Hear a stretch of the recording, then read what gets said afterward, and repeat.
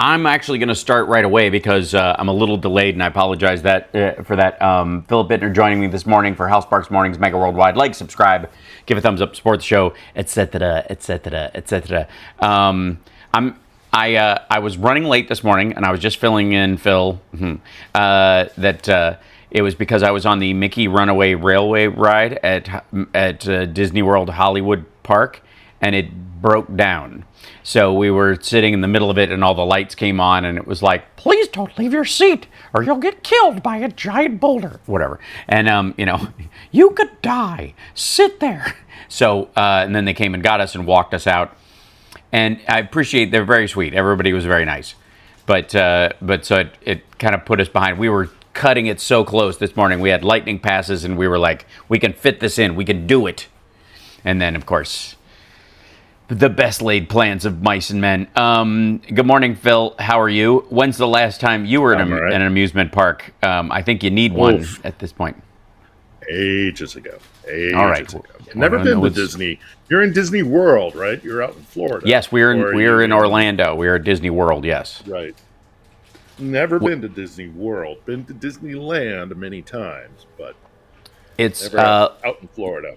Yeah, well, it's Summer and I both have sort of family ties here. She worked here when she won Star Search when she was younger, and they did dance shows here at the Hollywood Studios when it was a studio-y place, and then my dad helped build Epcot. So my dad was one of the architects on the underground at Epcot, the system by which the whole place runs.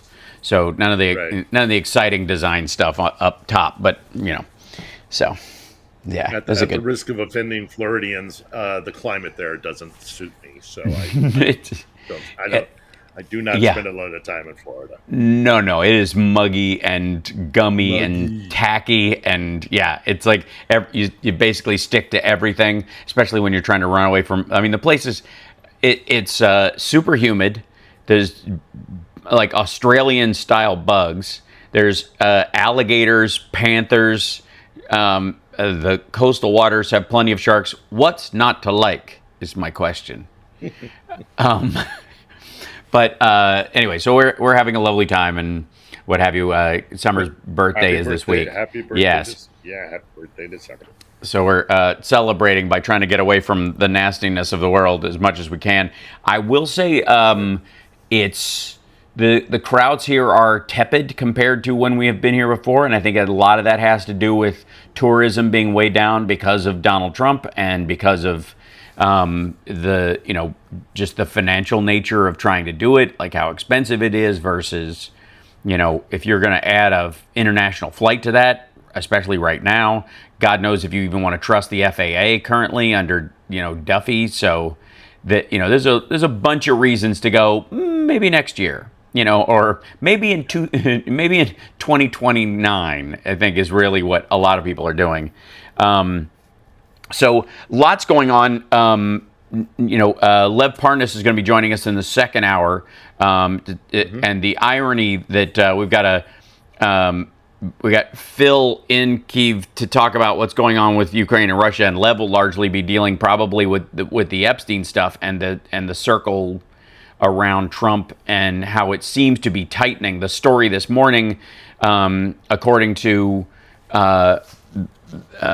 like insiders, as it were, is that Trump is thinking he needs something huge to put this behind him, to put the Epstein thing behind him. I have argued it will not happen, no matter what he does. If there was a Ukrainian peace deal, that any negatives, which there would be plenty because of obviously how he's negotiating it, would draw even more attention to, like, he tried to slapdash this together so that he could get over the Epstein files. Anything he does legally or around immigration, same reaction.